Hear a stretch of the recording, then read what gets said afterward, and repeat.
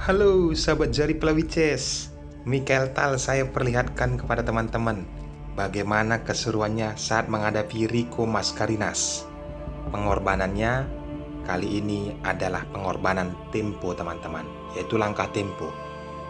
Rico Mascarinas tidak mengetahui dampak dari pengorbanan ataupun gajah yang diberikan secara gratis. Saya akan menganalisis jalannya pertandingan sesederhana mungkin teman-teman. Siapkan konsentrasi tinggi agar kalian mendapatkan ilmunya. Bagi kalian yang baru bergabung di Jari Pelawices, welcome. Jangan lupa tombol subscribe dan nyalakan juga loncengnya. Selamat menyaksikan.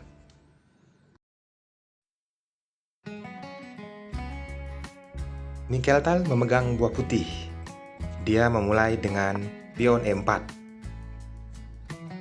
Rico Mascarinas, pion D5. Terjadilah pembukaan pertahanan Skandinavia. Tal langsung pukul pion tersebut dan dibalas dengan menteri. Kemana? Menteri bergeser setelah kuda ke C3, tidak kembali ke tempat teman-teman, tapi menempatkan menteri ke A5.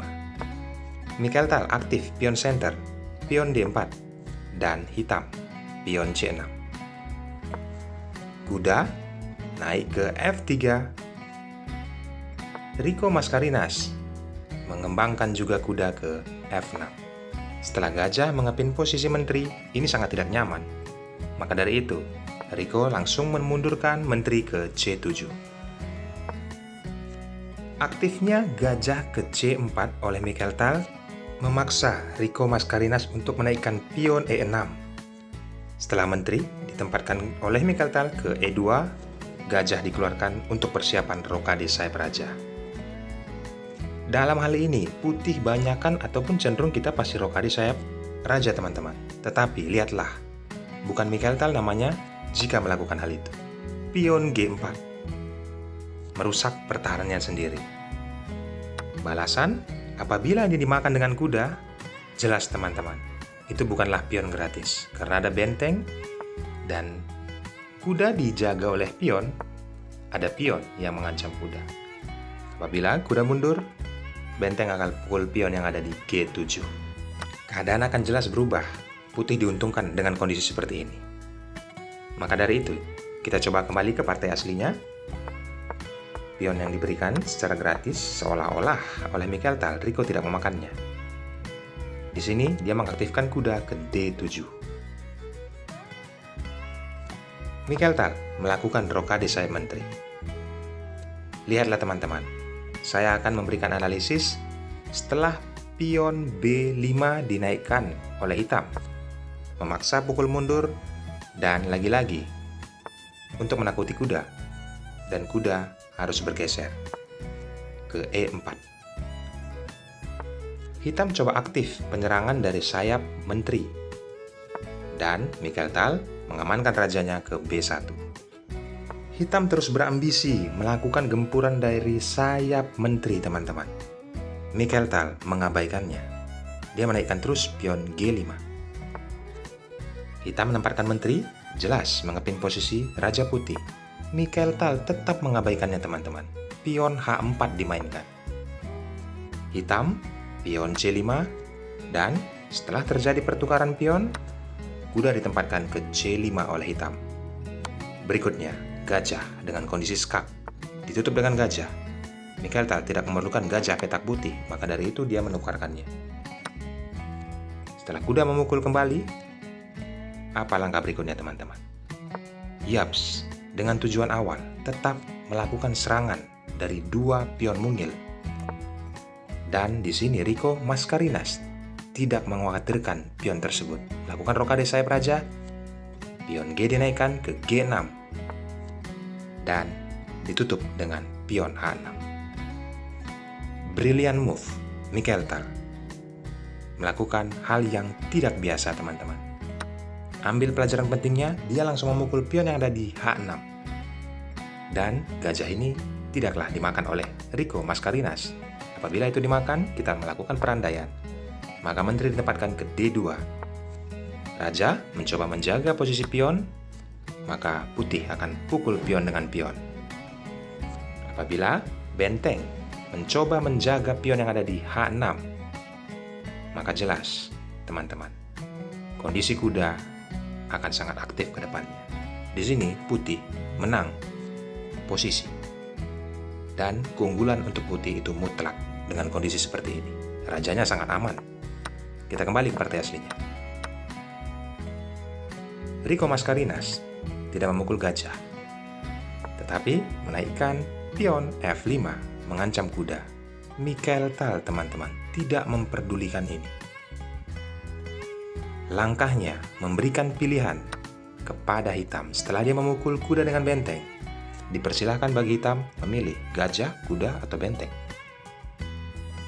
Tentu saja hitam akan memukul benteng. Apabila kita bermain juga pasti kita memukul benteng, teman-teman. Coba kita berandai. Setelah tadi kita sudah berandai apabila kita pukul gajah. Dan kali ini kita berandai apabila kita pukul kuda. Maka jelas, putih akan memukul kuda yang ada di D7, mengancam posisi gajah. Kondisi seperti ini apabila hitam memukul gajah yang ada di H6. Coba kita lakukan, teman-teman. Maka dari itu, putih akan mengambil langkah terbaiknya, memukul pion dengan menteri. Gajah dilindungi oleh benteng. Teman-teman, ada kuda ke E5. Menteri mencoba mengambil pion yang ada di F2. Jelas kuda akan ke G4 mengancam menteri, begitu juga akan memakan pion yang ada di H6. Hitam mengajak pertukaran menteri. Menteri putih mengabaikannya, memukul pion dan skak. Kondisi seperti ini, teman-teman, putih unggul, sangat mutlak. Coba kita kembali ke partai aslinya. Rico Mascarinas tidak memukul kuda, tidak memukul gajah, tetapi dia memukul benteng dengan pion. Balasan dari Mikhail Tal, kondisi seperti ini menurunkan kuda, manuver yang sangat cantik. Dan kondisi seperti ini, teman-teman, menteri mengancam gajah. Gajah dilindungi oleh benteng. Berikutnya, menteri ditempatkan ke D2. Hitam merespon. Dengan keadaan seperti ini, kuda coba aktif ke C5, mencoba melakukan penyerangan. Dan gajah dipukul mundur oleh Mikhail Tal ke F4. Setelah kuda ke E6, rencana jahat Mikhail Tal mulai tercipta, teman-teman. Pion H6 dinaikkan. Benteng masuk ke F6. Pion pukul pion. Pion dipukul oleh kuda. Di sini tercipta, teman-teman, langkah brutal dan sangat berbahaya. Jalur H telah dikuasai oleh benteng. Gajah diberikan secara gratis. Dan di sini, mirisnya, Rico Mascarinas tidak mengetahui dampak dari dia memakan gajah. Dan keputusannya, dalam pertandingan ini, dia memakan gajah. Pertandingan tahun 1981 sangat mempertontonkan kepada dunia bahwa Mikhail Tal adalah raja taktikal. Apa dampaknya, teman-teman? Ini adalah langkah tempo. Dia skak dan harus raja memakan benteng. Tidak ada pilihan lain, teman-teman. Kalian juga sudah tahu, setelah kondisi seperti ini, menteri akan ke H6 dan skak. Rico Mascarinas menyerah. Apabila kita lanjutkan, raja hanya punya satu jalan. Menteri masuk ke H7, skak. Dan raja bergeser ke liang kubur, F8. Karena ada menteri ke H8, skakmat. Luar biasa, teman-teman. Kita bisa ambil pelajaran pentingnya. Coba kita kembali. Bagaimana Mikhail Tal menciptakan pengorbanan gajah, agar kalian bisa paham, teman-teman.